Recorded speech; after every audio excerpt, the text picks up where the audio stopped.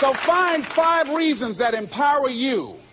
Why is it that you deserve your goal? What are the 5 reasons that you won't give up when life catches you on the blind side? When the messenger of misery visits you, what are you going to do? What will keep you in the game when life knocks you to the canvas?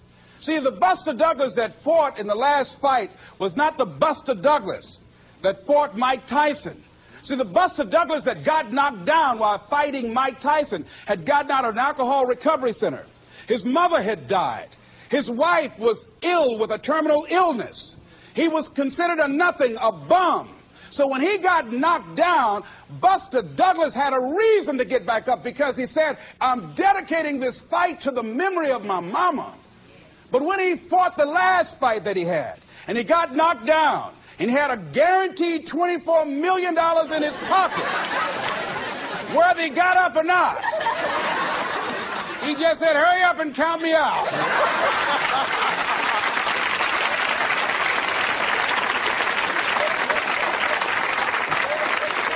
And I don't blame him.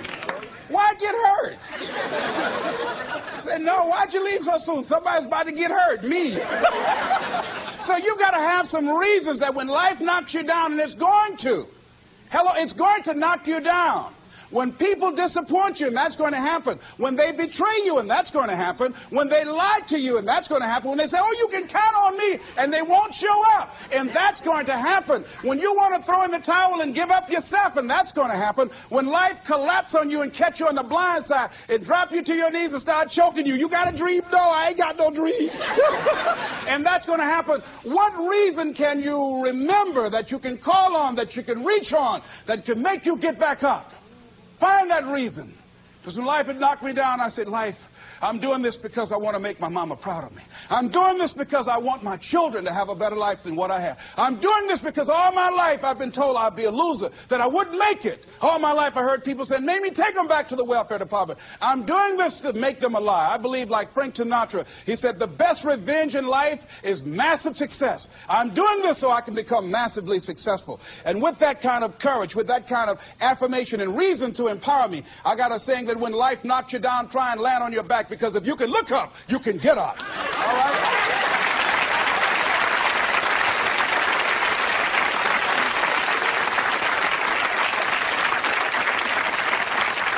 So when you run out of money, when things don't work out for you, when things happen that you could not anticipate, what are the reasons that you can think of that can keep you strong, that can keep you in the game, that will be your rod and staff to comfort you, that can be your bridge over troubled waters? Those reasons are very important. Nietzsche said, if you know the why for living, you can endure almost anyhow. So find out the reasons that you do what you do. Find out the reasons that will make you strong, that will make you walk by faith and not by sight, that will make you pursue your dream when everybody is against you or don't believe in you no more. And let me tell you something, that's a lonely feeling. It's a lonely feeling, particularly people that you're doing it for, or people that stand to benefit the most, or people who should be the #1 members in the encouragement club, but they end up saying, you can't do it, and they become members of the discouragement club. Oh, it hurts very badly. I know what that's like. Have people that you love close to you that look at you with that look and say, why don't you try something else? Why don't you give up? I say, but this is my life. I have got to do this. Les, you had a good job at Sears. That man like you. Mama, I can't go back to Sears. I can't do, I got to be my own boss. I can't do that. I mean, you know, it's, ladies and gentlemen, you know, when you work on a job that's dead end, you can see the ceiling already. It's like going in the middle of a movie. And after you've seen the movie, sitting back through that over again, there's something missing. You know the hero's not going to die. You know what the outcome is already. And so that's why a lot of people, a lady was telling me, she said when she went to work, it's about like a refrigerator fell on her shoulder as soon as she stepped in. Because she knew she'd gone as far as she could go. See, they're paying her just enough to keep her from quitting, and she's worked just hard enough just to keep from getting fired. How many of you know people like that? Raise your hand. The ones of you didn't raise your hand, you the one. I'll just tease it, all right? Here's something else. Make a commitment to be happy. See, You know, I have you laughing a lot. See, life is too short going through it looking hopeless, tired, and ugly. Sometimes we take life too seriously. Oh, no. Make a commitment to be happy. Find little things just to get tickled about. And laugh. Find ways to be happy in the moment. A lot of people say, well, I'll be happy when I pay off all my bills. No, no, no. I'll be happy when I get my divorce. Oh, no, no, no. I'll be happy when the children go. Oh, no, no. You want to be happy now. See, there are no guarantees. No one say you're going to be here 2, 3, or 4 years from now. So you want to be happy right now in the moment. Repeat after me. I must make a commitment. I must make a commitment to be happy. To be happy. Right now. Right now. Right now. Right now. Is all I got. All I got. Shake somebody's hand on your right and left and say, you deserve to be happy.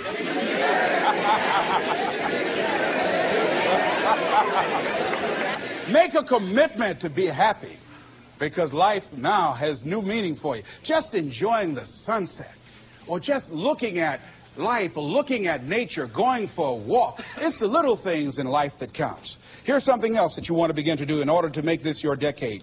You want to begin to get all the toxic people out of your life. Hello. Energy drainers, get them out of your life.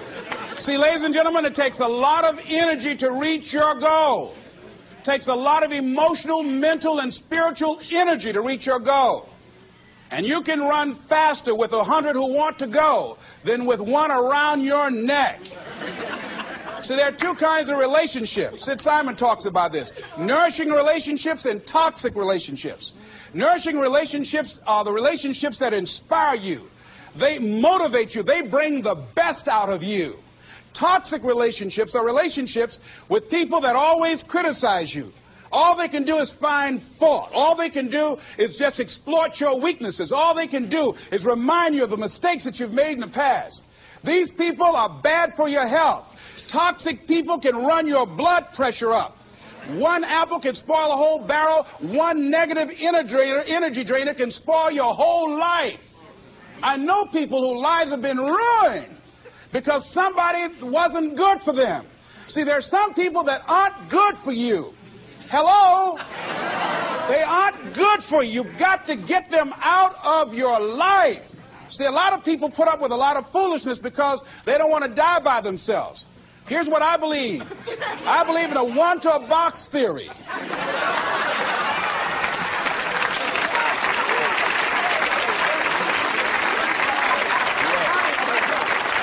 Ask this question of yourself. Make a list of who you communicate with most and ask yourself the question, what kind of person am I becoming because of this relationship? Is it helping me to grow mentally and emotionally and spiritually? Am I becoming a better person because of this relationship? Do they bring out the best in me? Do they inspire me? Do they encourage me to develop my greatness? Do they make me stretch? So you got to look at the people in your life and find out, what kind of person are you becoming because of that relationship? My mother used to say, birds of a feather flock together.